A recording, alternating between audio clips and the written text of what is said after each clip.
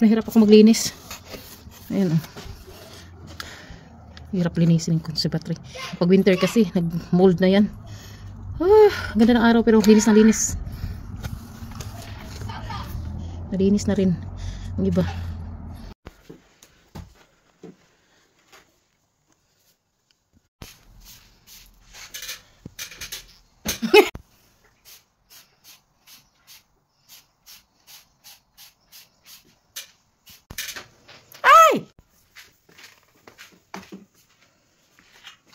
Sunday cleaning, Saturday gala.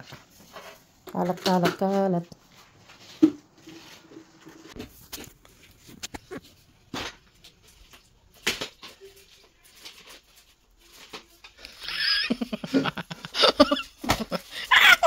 Oh, on my side, gago.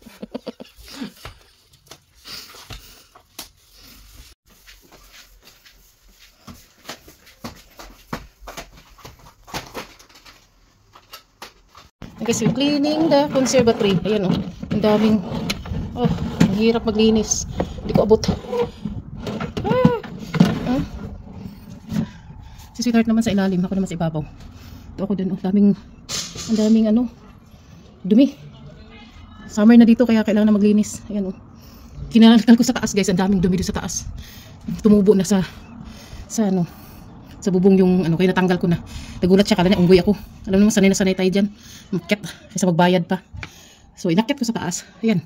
Yung na yan oh, dyan tumubo yung mga damo. So hindi lang ako magkasya. Dapat tong slim pa ako. Pero nakuha ko pa rin. Ayan oh. Ito, lalabas ko yan. Tapos linisin namin yung conservatory. Nilinis na niya. Ayan na guys. See you later. Bye bye. Linisin ko yan guys oh. Hindi maabot. Ay, naku, ang hirap. Guys, nahulog. Nahulog yung brush. Hindi makuha-kuha. Hindi naman na brush nahulog ko. Hindi makuha-kuha. Paliw. Ay, naku. Gago ka dyan. Ayan. Turn upside down. Sick. Upside down. Look the brush. Hindi na talaga makita. Hindi makuha brush. I can get the brush. Come on, Dan.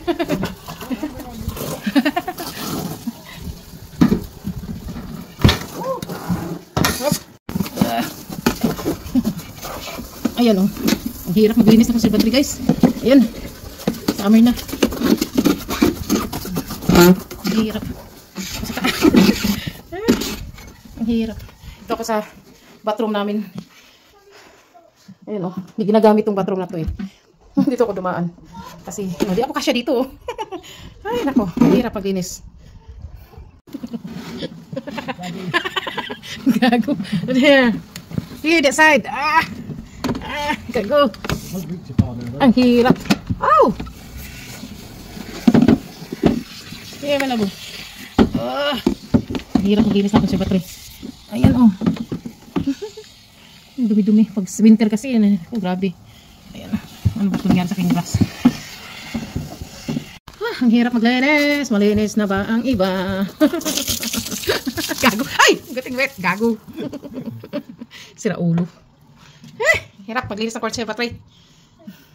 Ano no? You done?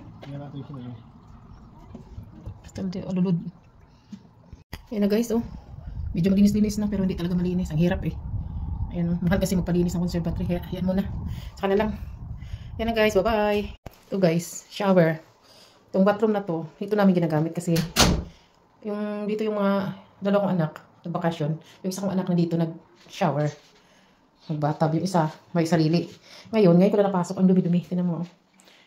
Kasi, nalaglagan ng paglinis ko sa bubong sa taas. Kaya, nangalaglag. Hindi ko lang po pinasok dito kasi hindi naman tumadumi dito pag pag hindi lang naglinis sa buong conservatory. Kasi ang daming basura doon. Tumubo na yung halaman doon sa ibabaw. Kaya nilinis ko. Ayan, nakalaglag dito sa sahig. Kaya tuloy nagdumi. Ayan. Wala namang gumamit dito eh. Kasi sa amin, meron naman kami sarili din. Sa ilang kwarto, meron din. So, 4 na bedroom. 3 yung may bedroom, bathroom. Kaya, yun. Ito, nagdumi oh. Kasi makita ko. Wala namang masok dito, wala namang gumamit dito eh. Ito. Guest room lang to, guest ano namin to. Pag may nag-sleep over. Ayan. Ang liit lang ng pasukan ko guys. Hindi talaga ako kasya. Nilinis ko sana yung bubong. Kasi may tumubo. Hindi talaga ako kasya. Pero nakapasok din ako. Ayan o. Hindi pala ako ganun kataba. Kasi nalinis-linis kasi lang. Ang hirap lang talaga. Ayan lang guys. Nalinis-linis ko nalinis-linis na namin yung conservatory. Dumaan ako dito.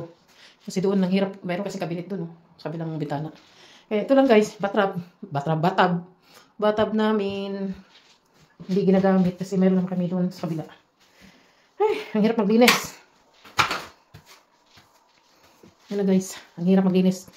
Pag summer talaga, linis time talaga pa. Kasi pag winter, nako, hindi ko talaga pinapansin na labig-labig. Pag summer, ayan. Pag magandang araw, linis-linis na kami. Ayan. Kapit bahay namin dyan. Paupo-upo lang sila. Pakialaman ba? Ayan, nag-enjoy sila sa weather. Kami linis ng linis.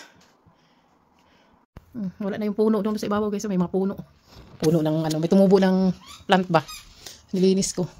Ayan, hindi pa rin talaga maayos. Sikan pa yan bukas. Pangalawa. Nakapagod na. Ay, nako. Upo muna.